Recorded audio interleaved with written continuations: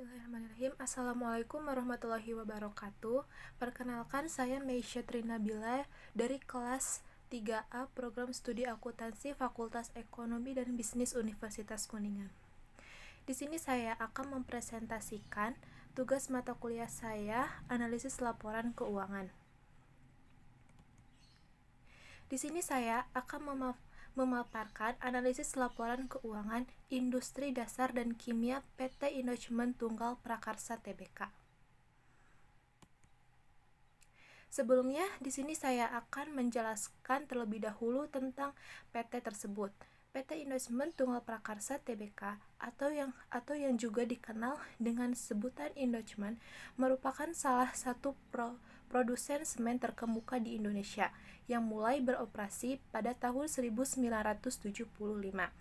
PT Indocument Tunggal Prakarsa ini didirikan berdasarkan Akta Nomor 227 tanggal 16 Januari 1985 yang dibuat di hadapan Notaris Ridwan Susilo SH dan telah diumumkan dalam Berita Negara Republik Indonesia Nomor 57. Baik, yang pertama saya akan menjelaskan mengenai perbandingan neraca dan laba rugi. Analisis perbandingan neraca di mana terdapat total aset, total liabilitas, total ekuitas, dan total liabilitas dan ekuitas. Untuk menghasilkan persentasenya diperoleh dari menjumlahkan total tahun kedua dikurangi total tahun pertama, kemudian dibagi total tahun pertama. Sebagai contohnya, pada total aset tahun 2018 atas tahun 2017, cara menghitungnya yaitu total aset tahun 2018 dikurangi total aset tahun 2017 dibagi total aset tahun 2018. Selanjutnya, menganalisis perbandingan laba rugi. Untuk menghitung persentasenya sama seperti menghitung perbandingan neraca, yaitu total tahun kedua dikurangi total tahun pertama, kemudian dibagi total tahun pertama. Sebagai contohnya, total pendapatan tahun 2018 atas tahun 2017, cara menghitungnya total pendapatan tahun 2018 dikurangi total pendapatan tahun 2017 dibagi total pendapatan tahun 2018. Yang selanjutnya yaitu mengenai analisis rasio. Di sini terdapat analisis rasio likuiditas, analisis rasio leverage, analisis rasio activity, dan analisis rasio profitabilitas.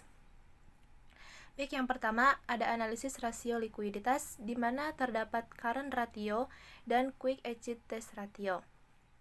Untuk menghitung current ratio yaitu dengan cara menjumlahkan total aktiva lancar dibagi dengan hutang lancar. Dan untuk menghitung quick exit test ratio ini dengan cara aktiva lancar dikurangi dengan persediaan dibagi dengan hutang lancar, yang kemudian dibandingkan pula dengan rasio industri perusahaan. Yang selanjutnya ada analisis rasio leverage di mana terdapat debt to asset ratio dan debt to equity ratio. Untuk menghitung debt to asset ratio yaitu dengan cara menjumlahkan total hutang dibagi dengan total aktiva. Dan untuk menghitung debt to equity ratio yaitu dengan cara menjumlahkan total hutang dibagi dengan ekuitas yang kemudian dibandingkan juga dengan rasio industri perusahaan. Yang selanjutnya ada analisis rasio activity di mana terdapat total asset turnover dan receivable turnover.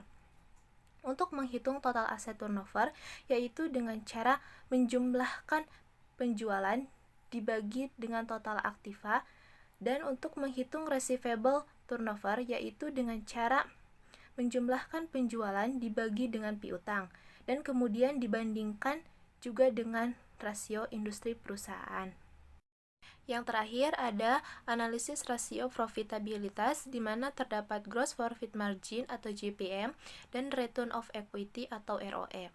Untuk menghitung gross profit margin yaitu dengan cara menjumlahkan laba kotor dibagi dengan penjualan, dan untuk menghitung return of equity atau ROE dengan cara menjumlahkan IT dibagi dengan modal sendiri kemudian dikali 100% yang kemudian dibandingkan juga dengan rasio industri perusahaan. Baik, yang selanjutnya ada analisis common size, neraca, dan laba rugi. Laporan posisi keuangan pada common size, di mana untuk menghitung presentasenya yaitu untuk aset, semua aset dibagi dengan total aset. Untuk liabilitas, semua liabilitas dibagi dengan total liabilitas. Dan untuk seterusnya, sama seperti menghitung total aset dan total liabilitas. Yang selanjutnya ada laporan laba rugi common size. Untuk mendapatkan hasil presentasinya, yaitu untuk pendapatan laba bruto dan laba usaha dibagi dengan total pendapatan. Dan yang selanjutnya ada analisis tren.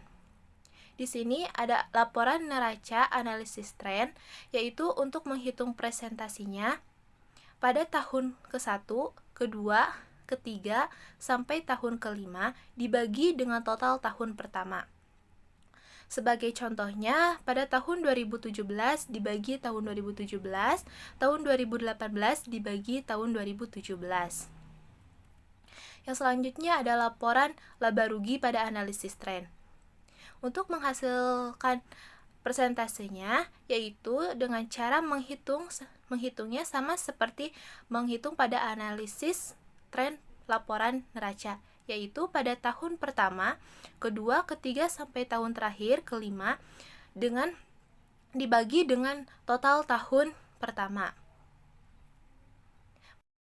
Yang selanjutnya ada analisis DuPont. Pada analisis ini akan menghasilkan jumlah ROE atau Return of Equity pada setiap tahunnya.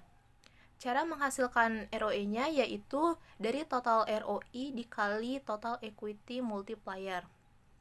Sebagai contohnya dapat dilihat pada tabel berikut. Pada tahun 2017, total ROI-nya yaitu sebesar 9,72% dan total equity multiplier-nya yaitu 1,17. Maka 9,72% dikali 1,17 yaitu 9,26%, di mana 9,26% itu adalah hasil ROE-nya. Selanjutnya ada analisis cross section. Untuk menghitung rata-rata aritmatika ROA, yaitu dengan cara ROA tahun pertama sampai tahun kelima dibagi 5 tahun. Dan untuk menghitung nilai bukunya, yaitu nilai buku tahun pertama sampai kelima dibagi dengan 5 tahun. Dan untuk menghitung rata-rata tertimbang ROA, yaitu ROA tahun 2017 dibagi dengan total ROA selama 5 tahun, kemudian dikali ROA tahun 2015. Begitupun seterusnya sampai tahun 2021. Untuk menghitung nilai bukunya yaitu sama saja dengan menghitung rata-rata tertimbang ROA. Untuk menghitung mediannya yaitu dengan cara median ROA tahun pertama sampai tahun kelima.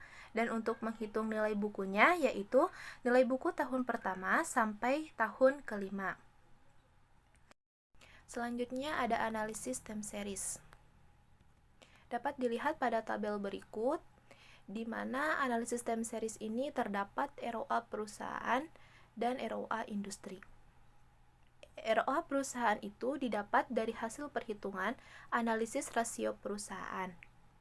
Dapat dilihat juga ROA perusahaan pada tahun 2017 yaitu sebesar 6,30% dan ROA industrinya yaitu sebesar 7,93%.